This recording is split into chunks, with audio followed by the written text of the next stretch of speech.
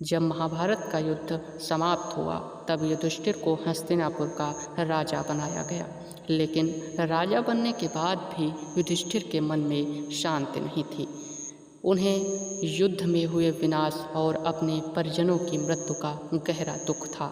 ऐसे समय में भगवान श्री कृष्ण हमेशा उनके साथ खड़े रहे, जैसे एक सच्चे मित्र और मार्गदर्शक। एक दिन युधिष्ठिर ने श्री कृष्ण से कहा, हे माधव, आपने हमारे लिए इतना कुछ किया।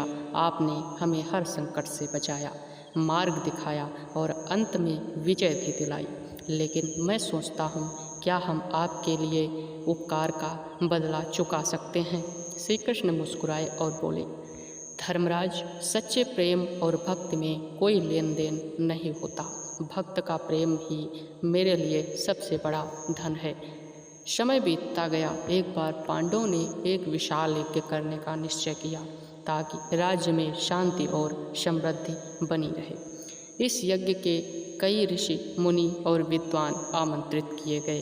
पूरे महल में भव्य तैयारियां होने लगीं। यज्ञ के दिन हजारों ब्राह्मण और अतिथि आए। उन्होंने स्वागत के लिए सेवा की व्यवस्था इतनी बड़ी थी कि पांडव भी चिंतित हो गए कि कहीं कोई कमी न रह जाए। तभी भगवान श्री कृष्ण ने स्वयं आगे बढ़कर कहा, आप लोग चिंता न करें, मैं भी सेवा में हाथ बटाऊंगा। पांडव चकित रह गए।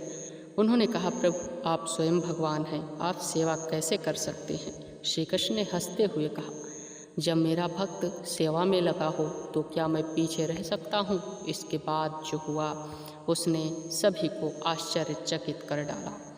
भगवान श्री कृष्ण स्वयं अतिथियों के लिए चरण धोने लगे। वे साधारण सेवक की तरह एक एक अतिथि के पास जाते और पैर धोते और उन्हें आदरपूर्वक बैठाते। उनके चेहरे पर न तो कोई अहंकार था, न ही कोई संकोच।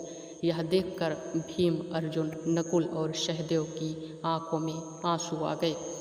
वो सोचने लगे कि समस्त संसार का पालन करता वही आज एक सेवक बनकर उनके यज्ञ में सेवा कर रहा है। यज्ञ में आए ऋषि मुनि भी यह दृश्य देखकर भाव विभोर हो उठे। उन्होंने कहा, यह भगवान की सच्ची महिमा है। वे अपने भक्त को प्रेम में बंध जाते हैं और उनके लिए कुछ भी करने को तैयार रहते हैं। युधिष्ठिर यह सब देख रहे थे। उनके मन में एक गहरी समझ जागी। उन्होंने महसूस किया कि भगवान को पाने का मार्ग केवल भक्ति और सच्चे हृदय से सेवा है, न कि अहंकार या शक्ति।